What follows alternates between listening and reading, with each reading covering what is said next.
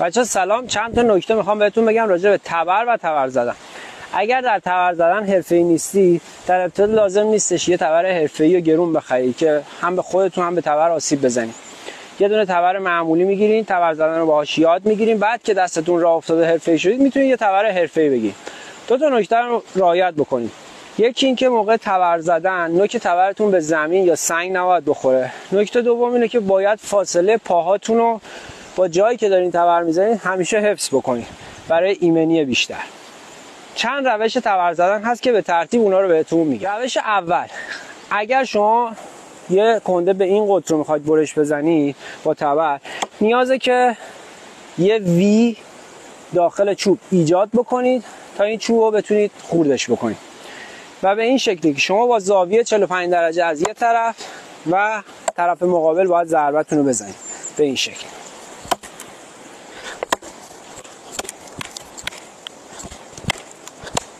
این فاصله وی بسته به ضخامت چوبتون باید کم و زیاد بشه. اگر این وی کم باشه در نهایت وسط چوب تبرتون قفل میکنه و دیگه ادامه رو نمیتونید بزنید. روش بعدی برای موقعی که شما یه چوب بلند دارید و اینو میخواید به چند تیکه تقسیم بکنید.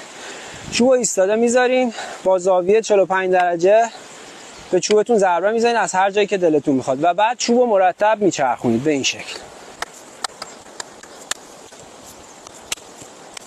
به همین راحتی چوبتون رو به قطعات مساوی تقسیم میکنید. روش بعدی برای موقعی که شما کنده هایی به این شکل دارین و میخواین از وسط نصفش بکنید، یه تکیهگاه براش میذارین، کارتون تکیه میدی، از اینجا ضربتون رو میزنید که اگر یه زمانی این در رفت به زمین نخوره، بخوره به تکیهگاه. تکیهگاهتون هم حتما چوبی باشه. اگر هم یه زمانی ضربتون رو زدین و توی چوب گیر کرد، به چند تا روش میتونید ادامه کارتون رو برید. یکی از روش‌ها اینه که با استفاده از یه چوبی محکم وقتی این گیر کرده ادامه‌شو میزنید تا این برش بخوره. روش بعدی اینه که تبر رو برعکس میکنید، ته تبر رو میکوبید به چوب تکیهگاه. حالا میریم اینو با هم انجام بدیم. فاصله پاتون با تبر رو همیشه حفظ بکنید بچه. به این شکل.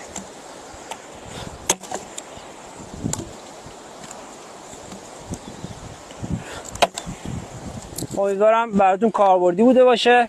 این ویدیو رو بفرست برای رفیق طبیعتگردت و پیج منم دنبال کن. کلی آموزش کاربردی راجع به طبیعتگردی بهت میگم. اینجا پیج آموزش و سفرهای طبیعتگردیه. حتما پیج ما رو دنبال کن.